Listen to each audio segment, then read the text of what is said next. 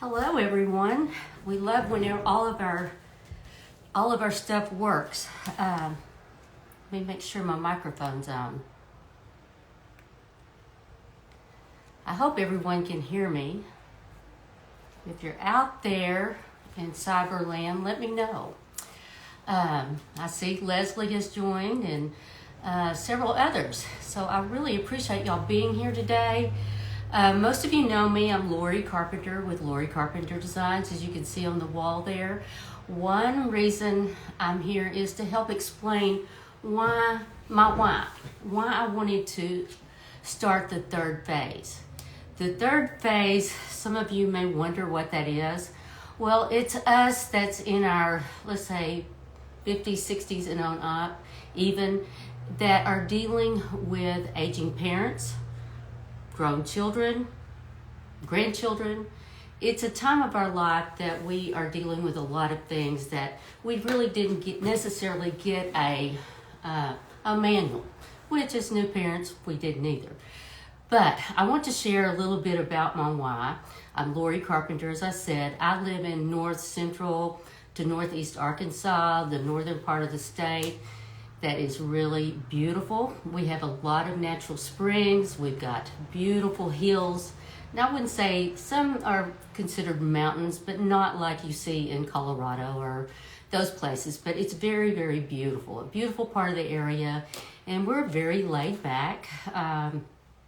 It's a great communities in the area here. We are, like I said, we are very laid back.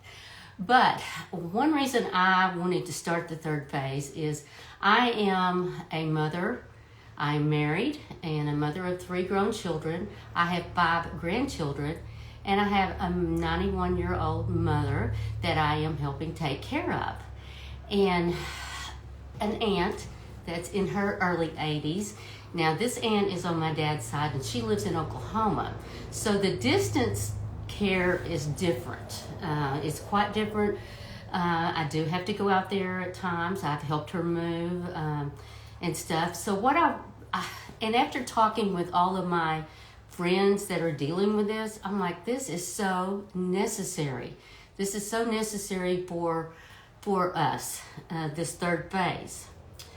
So let me tell you a little bit about my mother and my situation. One reason I decided to start this group is, like I said, my mother's 91 years old, and she is currently she's currently in the nursing home in rehab. She has fell and broke her ankle, and she is in rehab, hoping to go back to assisted living. Now, we love the assisted living. It is a great place for as you age. It is wonderful. But I tried my best to keep my mother in her home as long as possible. We even put cameras up, like in her living room hallways, into her bedroom, that could go into hallways and bathrooms, not just in her kitchen, not just to actually spy on everything, but if she fell, or sometimes, and ours was where we could even talk to her. We could even say, "How are you doing today, Mom?" Or, just things like that. Not that we couldn't call her, but we could actually see her, my sister and I. And so we could check on her every day. We could check on her at night. And if we couldn't see her in the camera, again, we'd pick up the phone and say, "Hey, what's going on?" But that was wonderful. Now, that is a wonderful tip I will tell anyone. If you've got parents that are maybe, struggling a little bit with walking and things like that. She had a walker. Of course, at home, she didn't want to use it. And so that was another reason for the cameras. I was able to get her Meals on Wheels that would bring her, somewhat nutritious meals, but they were frozen, had to be heated up and stuff. And so sometimes it loses its flavor. So her favorite meal of the day was pimento cheese or chicken salad with crackers. And she drank Cokes all day long. Well, of course, she became anemic because she wasn't eating good meals. Her breakfast consists of a honey bun and sausage. So no nutritional. I would bring her food and put it in the freezer thinking, I try to bring her protein things and buy her things that she could heat up, but she would always go back to that pimento cheese, and chicken salad. So she was rapidly losing weight and just couldn't really care for herself at all. I had someone coming in to clean, to check on her, to take her places if she needed to, but she was declining. So that's when I made the decision with my siblings to put her in assisted living.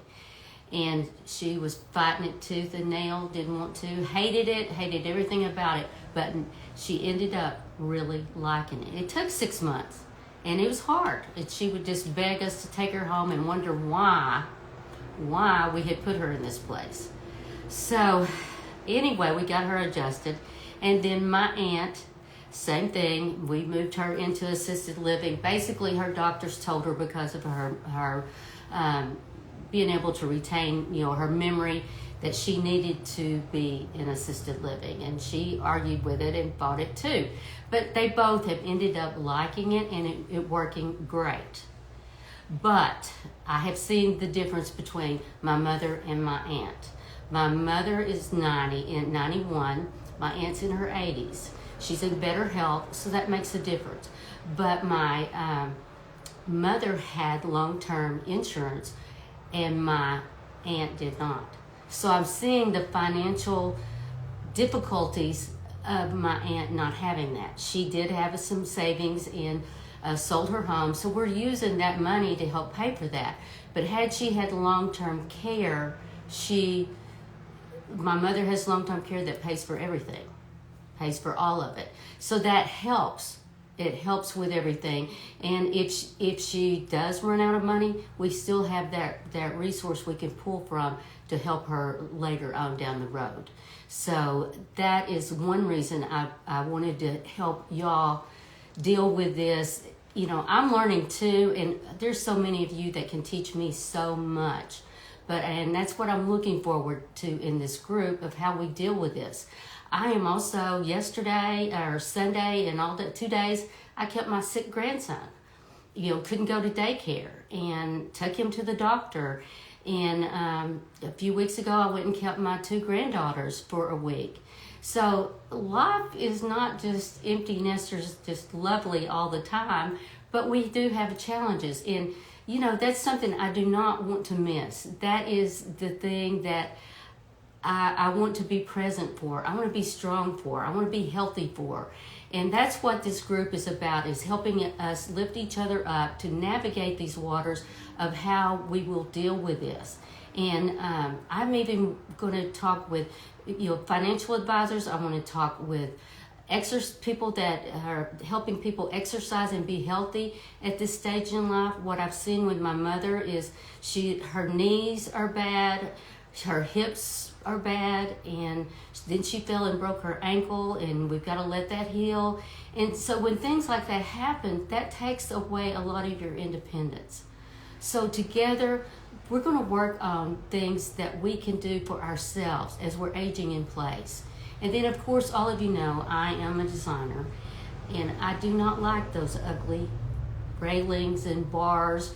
I mean, they are necessary, but it's very important for us to make our spaces beautiful, make them pretty, make them cozy and comfortable and inviting. So that is still my number, I won't say my number one, but one of my main objectives is to bring things like that to you as well, and help us all age in place as we live through this third phase of navigating everything that we will be faced with.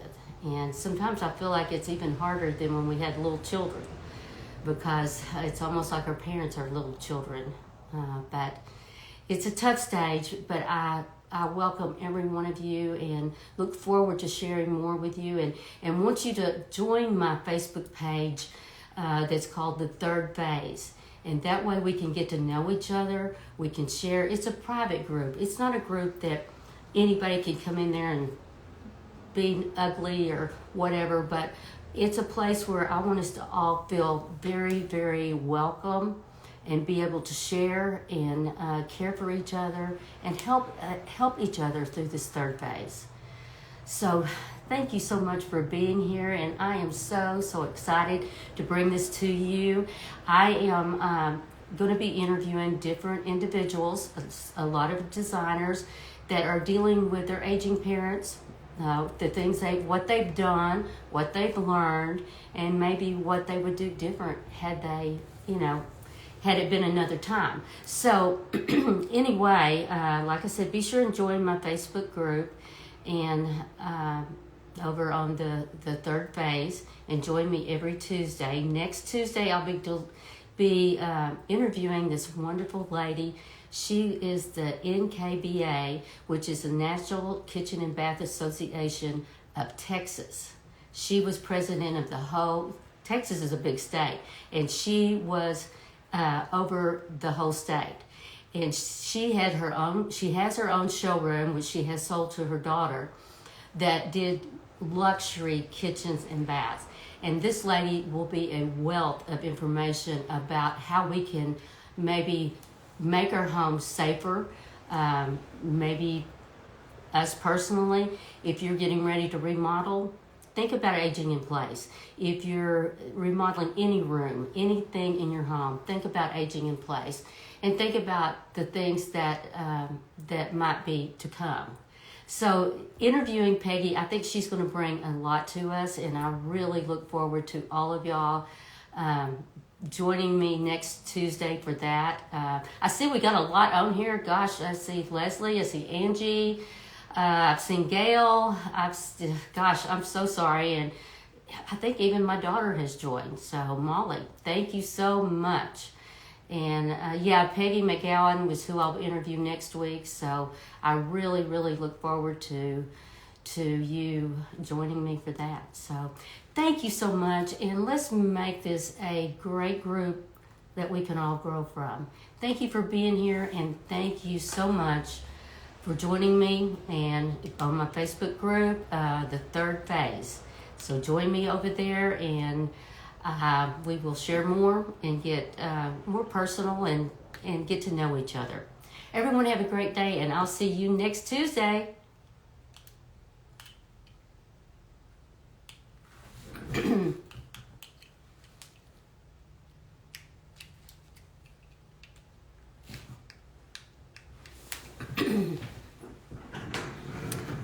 Well, let's see how to end this, y'all. Sorry.